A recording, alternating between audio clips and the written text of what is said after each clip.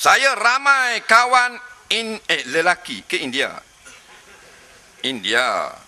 Bolehkah saya ucapkan perkataan Deepavali pada mereka? Kawan dia ramai India. India ni tak mestinya Deepavali. India bukan agama. Patut ramai kawan Hindu. Kerana Deepavali ni untuk orang Hindu. Faham tak? Jadi dia kata Deepavali tu salah tak? Apa arti Deepavali? Siapa tahu? Hari cahaya. Baik. Kalau kita mengucapkan dengan makna akidah kita juga turut mempercayai apa yang diyakini oleh agama lain haram.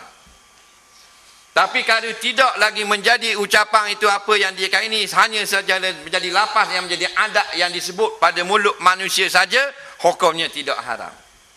Itu kena jaga gitu. Sebab itulah kita ni baik dengan orang kafir disuruh oleh syarak, tapi perenggang. Lakum dinukum waliyadin. Hak bab agama, kepercayaan, jangan sebut. Kalau tidak lagi bab kepercayaan, tidak ada masalah.